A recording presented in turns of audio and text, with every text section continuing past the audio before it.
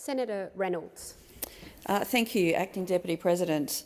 I too rise to pay a most sincere and heartfelt tribute to the life of a most extraordinary woman, Her Majesty Queen Elizabeth II. I do so as a Senator for Western Australia, as a senior officer in Her Majesty's Australian Army, as a former Minister of the Crown and member of Executive Council. So many wonderful and fitting eulogies and observations have been made about the Queen and her legacy, the legacy of the second Elizabethan era. Like so many others, I have been surprised at the depth of my sadness, of my grief, listening to and reflecting on these many tributes. On reflection, as a monarchist, that might not be as surprising, but it is easy to take for granted such a constant presence in your life, one that has been so important to our democracy's stability. The past 2 weeks, for so many of us, have been ones of reflection, of admiration, of inspiration and gratitude for Her Majesty's selfless acceptance of her destiny and of her great responsibilities. We've all been reminded of the woman she was, the leader she was, the Queen's strength, her dignity, her kindness, her warmth, her great wisdom, and of course her sense of humour. It has also been an important time to reflect on the lessons of the Queen's reign and to take inspiration from her life of leadership and of selfless service.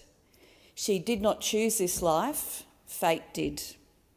Queen Elizabeth was born in London in April 1926, the firstborn of the Duke and Duchess of York, born a princess but not presumptive.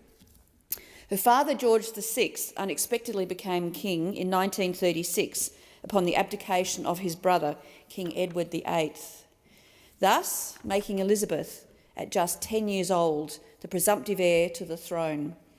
The course of her life became predetermined, a daunting challenge for any young woman of any era. It was a challenge, though, she rose quickly to, and one she maintained with great dignity and grace throughout her life. She led not only her nation, the United Kingdom, she also ruled a realm, and lead it she did. Her greatest achievements as a leader was in what we did not see, what she did quietly but persuasively behind closed doors. She was quite simply a magnificent role model for women of many generations. At 21, she married the love of her life, Philip, who was her constant stay and strength. Their 73 years of marriage was one of family, one of great joys, of great troubles and tragedies, but all played out, unlike the rest of us, in the glare of the media. The Duke loved and supported his wife, and he also selflessly served his Queen. Elizabeth was only 25 years old when in 1952 she became Queen. In 1954, Queen Elizabeth became the first monarch to visit Australia, making 16 trips in all, including 7 memorable trips to my home state of Western Australia. She loved and she respected us just as much we did her. During World War II, the Queen, then as a princess, was the first female member of the royal family to join the armed forces in a full-time capacity. Her great affinity, affection and respect for her armed services endured throughout her reign. No group of subjects have mourned her passing more deeply than those who served in her armed forces across the Commonwealth. She had great empathy for the many challenges faced by service personnel, by veterans and by their families. After all, she was a mother who sent her own children and grandchildren to war. She understands. Since Federation, Australia has had only 5 monarchs, with the Queen and her father, King George V, together reigning for the past 85 years.